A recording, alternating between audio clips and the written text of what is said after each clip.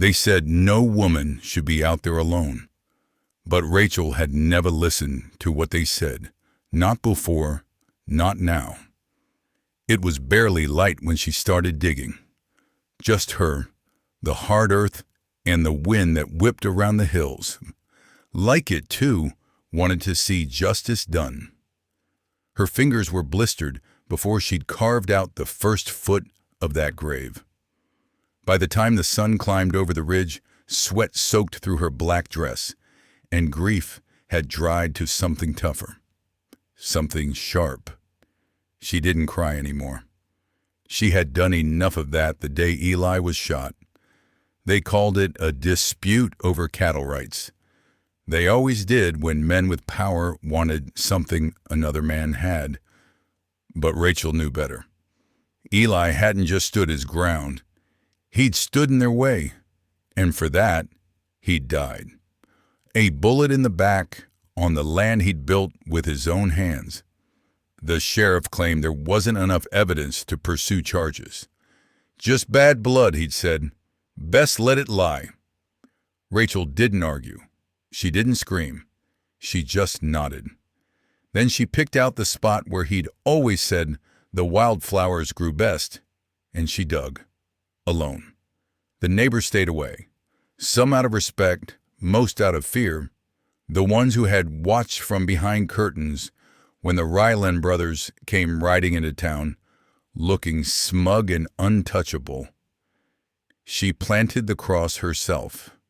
Made it from old fence posts Eli had saved for fixing the corral, drove it into the ground with a rock and the weight of a heart broken clean through. That night, she didn't sleep, just stared into the fire, her hands raw, her face hard. And that was when she made the decision. Not for vengeance, for peace. But the kind that grows from doing what's right, not just what's easy. She opened the small cedar box Eli had carved before they married. Inside, it was a folded piece of paper, a sketch of the land, and a note she'd forgotten existed. If anything happens to me, plant something beautiful, Rach, right where they think I don't belong. Her throat tightened. He always had a way with words. Even in death, he knew how to speak to her. She folded the note, tucked it in her apron, and stood. Tomorrow, she'd ride into town. But not for justice the law wouldn't give. She had something else in mind. Something that would haunt those men longer than guilt ever could. She was going to plant Eli's favorite wildflowers right on their land. The Ryland Ranch sat like a scar across the valley, wide, ruthless, and unwelcoming. It wasn't hard to find the place where Eli had last stood, the spot near the ridge where his cattle had been grazing just a little too close to the Rylands' imaginary fence line. That was all it took to get a good man killed out here, a few feet of grass and the wrong last name. Rachel rode alone in plain sight, not sneaking, not hiding. Let them see her. Her mare was calm beneath her, sensing the steady purpose in Rachel's body. No gun at her hip, no plan to fight fire with fire, just a burlap sack full of seeds, a trowel, and the courage of a woman with nothing left to lose but her soul. The ground was dry and stubborn, but she'd known it would be. She dug anyway. By the time she heard hoofbeats, her apron was stained with soil and her fingers trembled from fatigue, not fear. You got some damn nerve, woman. It was Clay Ryland, the oldest of the three brothers. Big shoulders, too much spit in his voice. The kind of man who'd learned long ago that shouting made him feel more powerful than thinking ever did. Rachel didn't flinch. She didn't stand either, just looked up from the patch of earth where she was sowing Eli's seeds. "They're just flowers, Clay," he sneered. "On my land." "Land Eli paid for with his life," she said gently. Seems like that bought me at least a few square feet. Clay dismounted. His boots hit the ground like thunder. She felt her heart thud once, but stayed still. I could haul you off right now, he said. You're trespassing. Rachel looked up at him. There was no hate in her eyes, just a deep, hollow ache that softened her voice but sharpened her spine. You could, she said, or you could let something grow here besides fear. For a long second, Clay didn't move. Then his brothers came up behind him, their horses restless. One of them spat on the ground. She's crazy! But Clay didn't respond. His gaze had drifted to the patch of fresh earth where the seeds lay scattered. Purple coneflowers. Eli's favorite. You think this does anything? He said, quieter now. You think flowers change what happened? Rachel stood at last, slowly, wiped her hands on her apron. No, she said, but maybe they remind people it shouldn't have. Her voice cracked just slightly. You may not believe in guilt, Clay, but every time you see them bloom, maybe your boy will ask why they're there. Maybe his boy will too. And one day, maybe someone will say, because a good man died, and his wife refused to hate in return. That's when the sheriff arrived, dust in his beard, badge gleaming in the sun. He looked from the scene to the Ryland brothers, then to Rachel, took in the seeds, the silence, the strain in everyone's stance. He didn't speak right away, just sighed, tired, worn. Then he reached up, unpinned the badge from his chest, and handed it to Clay Ryland. You want the law?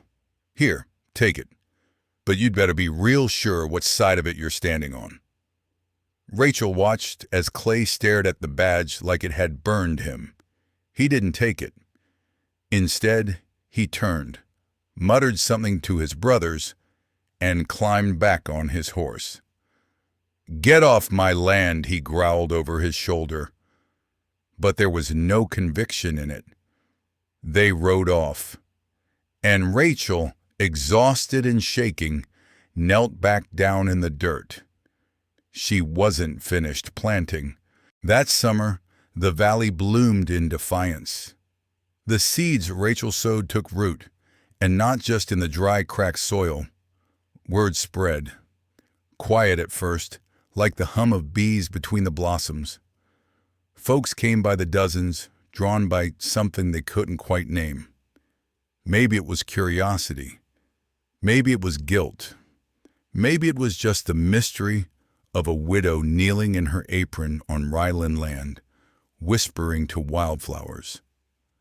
Children asked their parents what the flowers were doing way out there. Some parents didn't answer. Others said softly, "It's a memory." And still others said, "It's a stand." By the end of August, the hill was awash in color. Coneflowers, black-eyed Susans, golden prairie grass, all rooted in the place where violence had tried to speak last. Rachel didn't expect forgiveness from the Rylands. She hadn't planted flowers for them. She'd done it for Eli, for herself, for something better than revenge. And yet, one crisp morning in September, a small wagon rolled up to her cabin. No rider, just a sack of seed and a note, written in rough, blocky handwriting. Found these in my father's shed. He was wrong. Maybe we all were. Thought you'd make better use of them. Cal Ryland, Clay's boy. Barely 16, last she'd heard. Rachel stood at the porch, letter in hand, heart swelling with something she hadn't dared feel in months. Hope. Later that week, she returned to the hill, not to plant this time, but to harvest, to gather dried seeds for next spring, to prepare, because she'd decided something. The land wouldn't just hold flowers anymore. It would hold stories. It would hold memory. And it would offer sanctuary to every woman, man or child who'd ever lost someone they loved to senseless pride. She carved a small wooden sign and drove it into the ground with a hammer Eli once used to fix the porch swing. Eli's Rest. That winter she began teaching the town children how to grow things, even in hard soil. She taught them about compost and cover crops, but also about love and loss, and the difference between strength and cruelty. Some of the Rylands' hands came by too, heads lowered, not quite knowing why. She let them stay. And come spring, the first boy to ask if he could help with planting was Clay Ryland himself. He didn't say much, just nodded once and took the trowel she offered. They dug in silence. That day, when Rachel looked out over the land, Eli's land, the Rylands' land, her land, she didn't see scars anymore, just blooms, just possibility. And for the first time in a long time, she smiled without aching. Sometimes grief digs its roots deep, but sometimes flowers bloom anyway.